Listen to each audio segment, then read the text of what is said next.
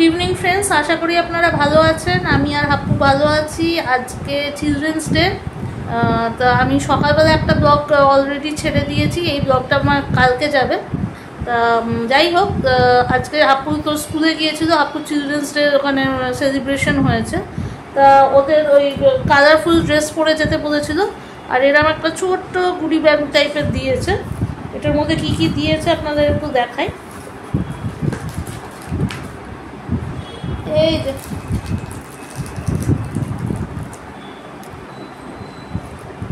আর ওখানে ওদের কেক আর ইয়ে দিয়েছে, কি বলে ওই ফ্রুটি টাইপের জিনিস এগুলো দিয়েছে। তা যাই হোক, ও কতটা খেয়েছে না খেয়েছে জানি না, ও তো বেশি ওরমভাবে না দিয়ে খেতে পারে না। আজকে এইটাই ছিল। এবং আজকে ছিল হচ্ছে আপুকে আমি স্কুল থেকে নিয়ে এসেছি। স্কুলের কিছু কিছু ছবি আমি তুলেছি, সেটা আমি আপনাদের সঙ্গে শেয়ার করছি। প্লাস হচ্ছে আপুকে নিয়ে আসার সময় চুলটা আমি কাটিয়ে দিয়েছি, কারণ শীতকাল পড়ে গেছে, এরপরে আর চুল কাটানো যাবে না। আর ওর চুলের গ্রোথটা খুব ভালো, তাড়াতাড়ি চুলটা বেড়ে যায়, তারপর মেয়েদের মতো দেখতেও লাগে। তার থেকেও বড় হচ্ছে চুলগুলো একদম সামনে পড়ে যায়, তো অসুবিধে হয়। তাই জন্য আমি চুলটাও কাটিয়েছি।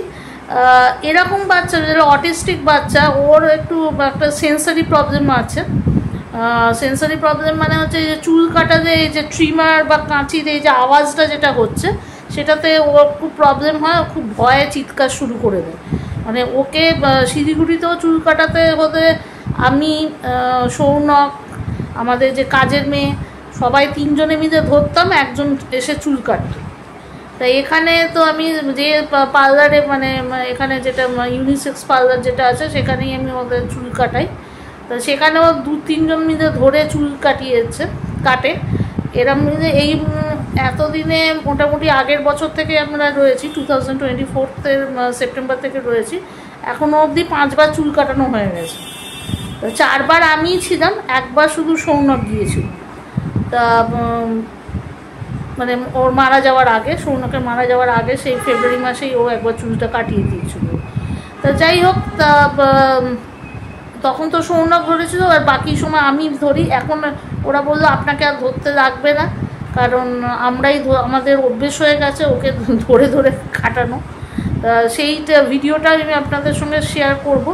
এবার আপনারা বুঝতে পারবেন যে অটিস্টিক বাচ্চাদের সঙ্গে ডিল করাটা খুব প্রবলেমেটিক। মানে আমি যে ব্লগ করি বা রান্না করি বা ইয়ে করি, কোনো একটু এদিক ওদিক হলেই কিন্তু এই বাচ্চারা যে কোনো সময় একটু মানে হাইপার হয়ে যায়, এবং তারপরে তারা কি করবে না করবে সেটা বোঝা যায় না। তা এই জন্য ডিল করাটা খুব মুশকিল হয়। সেই জন্য অনেক সময় আমি হয়তো ব্লগ দিতে পারি না, বা ব্লগিংয়ের সময় হয়তো ওর কান্নার আওয়াজটা আপনারা পাচ্ছেন পেছনে, সেটাও হয়। অনেক রকমের প্রবলেম হয়। আমি অনেকেই আমাকে বলেছে তুমি স্ট্যান্ড করছো না কেন ইয়েটাকে, ট্রাইপডে স্ট্যান্ড করতে পারছি না এই কারণে, কারণ ও এসে এমন একটা ধাক্কা মারছে, হট করে দৌড়ে এসে। তো ধাক্কা মারলে কী হচ্ছে, স্ট্যান্ড থেকে খুলে মানে আমার মোবাইল ছিটকে পিটকে শেষ হয়ে যাচ্ছে, তাতে মোবাইলও নষ্ট, ব্লগও নষ্ট, সবটাই নষ্ট হয়ে যায়। সেদিনকেও যেমন ধরে ও ইয়ে করে দিয়েছিল, একটা পুরো মানে শ্যুট আউট করে দিয়েছিল।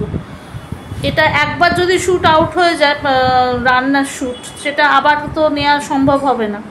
তা সেটাই জন্যই একটুখানি এদিক ওদিক হয়ে যায়। যাই হোক, আমি আপনাদের সঙ্গে এইটাই শেয়ার করলাম। ঠিক আছে, তা এটা আপনারা দেখুন, এটা কেমন লাগে, আশা করি ভালো লাগবে। আর থ্যাংক ইউ আপনাদের কমেন্টসের জন্যে, যারা কমেন্টস করছেন, থ্যাংক ইউ আপনাদের কমেন্টসের জন্যে।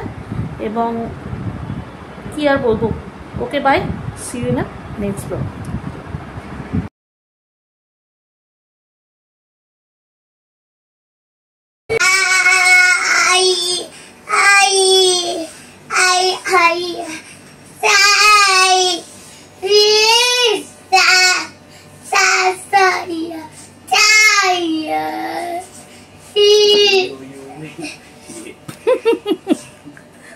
Uy, uy, uy, uy.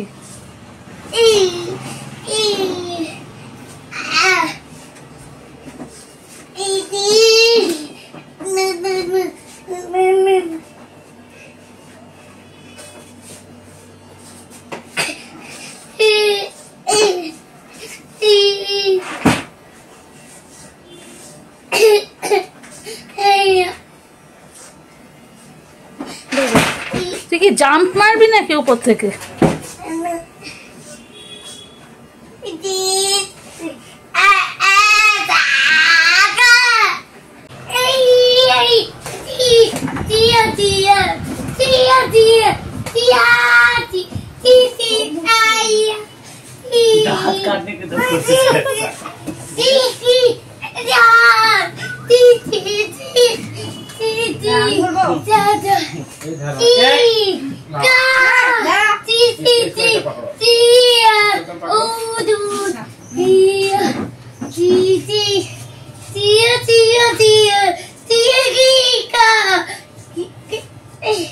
Tia,